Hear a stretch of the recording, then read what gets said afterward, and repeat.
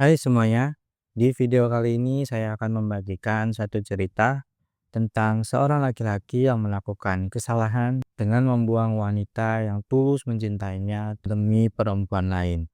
Gimana kelanjutannya? Mari kita mulai.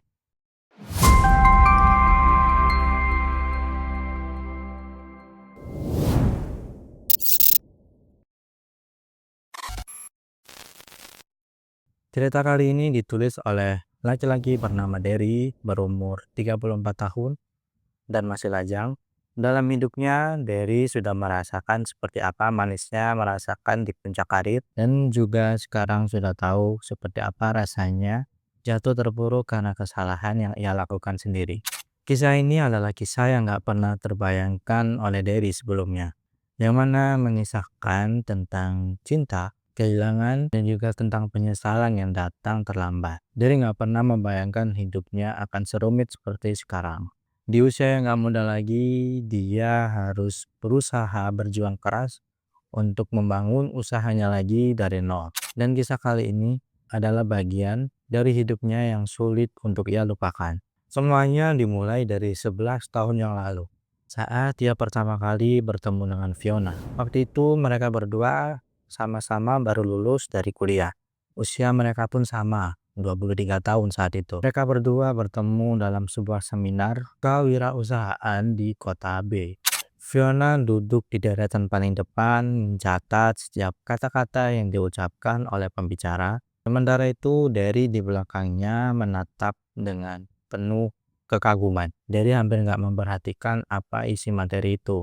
Matanya hanya fokus kepada satu wanita yang ada di depannya. Seusai seminar, Derry memberanikan diri untuk mengajak Fiona berkenalan. Dengan sedikit gugup, ia memperkenalkan diri dan memulai obrolan ringan. Fiona menyambutnya ramah, dan siapa sangka dari pertemuan singkat itu, benih-benih ketertarikan mulai muncul di antara keduanya. Hari-hari berikutnya, Derry dan juga Fiona semakin intens untuk bertemu. Ngobrol di kafe, membicarakan tentang mimpi, tentang pekerjaan, dan juga kehidupan pribadi. Setelah intens 3 bulan bertemu dan saling mengenal, Derry akhirnya memberanikan diri untuk menyatakan perasaannya kepada Fiona. Ia mengaku sudah jatuh hati kepada Fiona sejak hari itu. Dan siapa sangka ternyata Fiona juga memiliki perasaan yang sama kepada Derry. Sejak hari itu mereka pun resmi berpacaran. Bagi Derry, Fiona adalah sosok yang luar biasa. Fiona gak pernah menuntut hadiah-hadiah yang mahal selama mereka berpacaran. Gak pernah memaksa Derry mengangkat teleponnya ketika dia sedang sibuk. Bahkan gak marah ketika Derry melupakan hari jadian mereka berdua.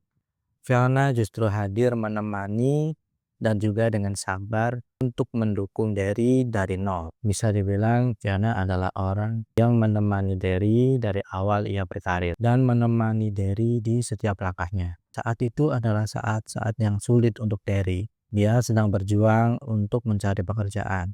Ia sudah banyak ditolak oleh banyak perusahaan dan sulit untuk mendapatkan pekerjaan. Melihat kesulitan itu, Fiona pun tergerak hatinya untuk membantu Derry memberikan modal. Dia memberi Derry sedikit modal untuk membuat usaha kecil-kecilan. Di masa sulit ketika bisnisnya stagnan, Fiona datang memeluknya dan berkata bahwa Derry harus percaya diri, bahwa semuanya akan membaik, dan Fiona akan selalu mendukung Derry apapun kondisinya.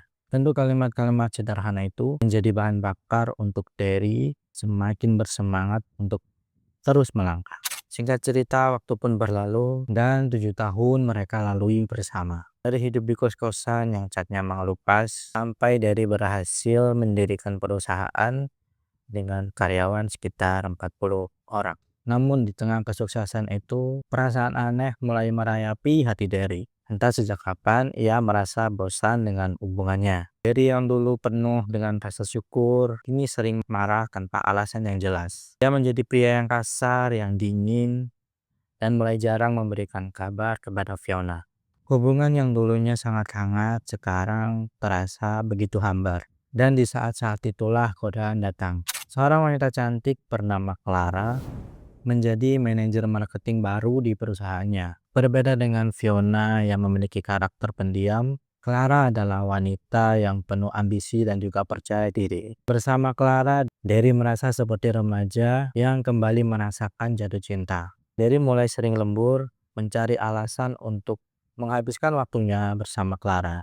Di sisi lain, Fiona nggak pernah curiga sedikit pun, karena kepercayaannya kepada Derry begitu besar. Lalu tanpa terasa, sudah 5 bulan hubungan terlarang itu terjalin. Singkat namun cukup untuk menghabiskan waktu 7 tahun yang sudah Derry bangun bersama dengan Fiona. Sampai akhirnya di sini Fiona menemukan bukti-bukti tentang perselingkuhan Derry dan juga Clara.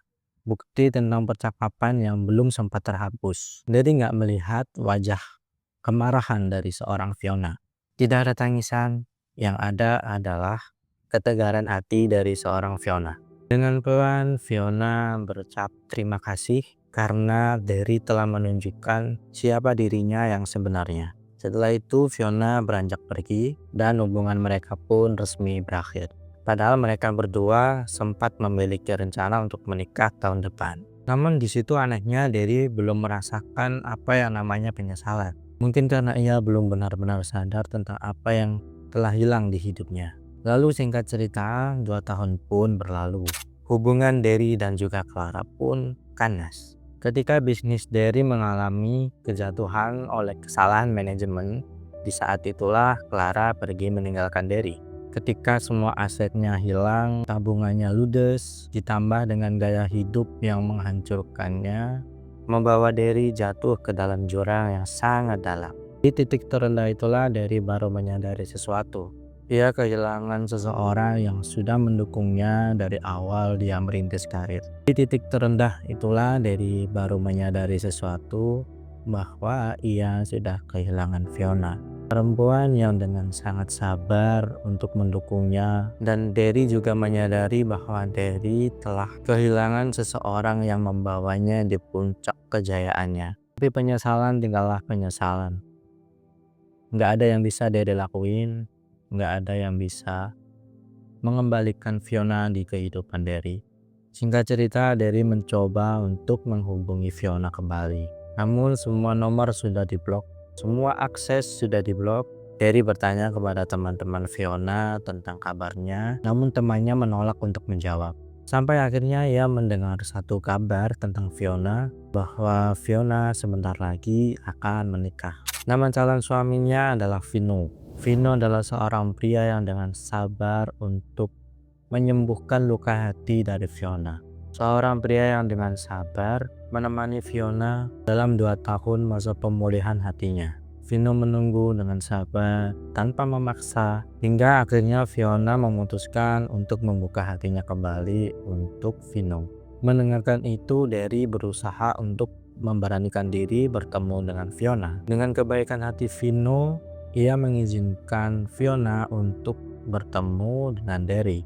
Akhirnya mereka berdua bertemu di sebuah kafe kecil. Di sana Fiona sudah datang terlebih dahulu, duduk dengan ditemani secangkir teh di tangannya. Matanya kini memancarkan ketenangan yang berbeda dari Fiona yang dulu.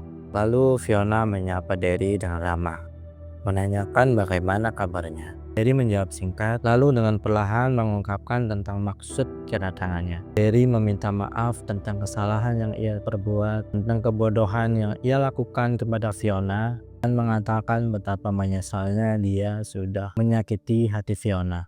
Derry baru menyadari apa itu arti dari kehilangan. Fiona terdiam sangat lama, dan sebelum menjawab, dia mengatakan bahwa dulu ia sangat berharap bahwa Derry mengatakan apa yang ia ucapkan barusan. Namun kenyataannya sekarang sudah berbeda. Beberapa luka memang tidak bisa untuk disembuhkan. Fiona meminta Derry untuk tidak menyimpannya sebagai beban. Semuanya sudah berlalu. Mereka kini sudah berjalan di jalannya masing-masing. Lalu hari itu mereka berpisah dengan damai. Dan minggu berikutnya Derry datang ke pernikahan Fiona. Ia berdiri di sudut ruangan, memandang dari jauh ketika Fiona berjalan di altar menggunakan gaun berwarna putih. Vino menatap Fiona dengan sorot mata dengan penuh cinta. Seakan dunia hanya milik mereka berdua. Derry menahan senyum getirnya. Gak bisa dipungkiri, hatinya pun terasa remuk. Setelah acara usai, Fiona sempat mendatangi Derry. Ia menatap Derry dengan dalam, mengatakan bahwa ia senang bahwa Derry datang di pernikahannya. Derry mengangguk dan menjelaskan bahwa dirinya ingin melihat Fiona bahagia, supaya dirinya bisa benar-benar melepaskan semuanya dan melanjutkan hidupnya dengan tenang. Fiona berkata kepada Derry supaya ia tetap kuat bahwa Derry juga layak bahagia. Ia berpesan kepada Derry agar tidak lagi menyia-nyiakan orang yang benar-benar menyayanginya dengan tulus. Mata Derry pun berkaca-kaca, lalu ia mengangguk. Kemudian ia pulang ke kontrakan kecilnya dengan semua aset yang sudah dijual untuk menutupi semua hutang-hutangnya. Dan di saat itu Derry hanya sendirian. Gak ada siapapun yang menemaninya. Namun penyesalan menjadi bahan bakar baru untuk Derry memulai hidupnya kembali. Dia membangun usahanya lagi dari nol, meskipun bisnisnya kini jauh lebih kecil dari bisnisnya yang lalu. Ia bersyukur karena sekarang sudah memiliki 5 karyawan yang juga setia untuk mempercayai Derry di masa-masa sulit. Sekarang ia menyadari kesalahannya dan ia mau belajar untuk memperbaiki kesalahannya. Derry akhirnya paham bahwa ia melakukan kesalahan dengan membuang berlian hanya demi batu kerikil. Dan tentu saja luka itu akan menjadi sebuah pengingat seumur hidup Derry. Dan dari perjalanan Derry ini mengingatkan kita semua bahwa banyak orang yang lebih sempurna dari pasangan kita. Pasti. Tapi hal itu akan terasa berharga saat kita sudah nggak memilikinya lagi. Maka dari itu hargailah dia selagi kamu masih memilikinya.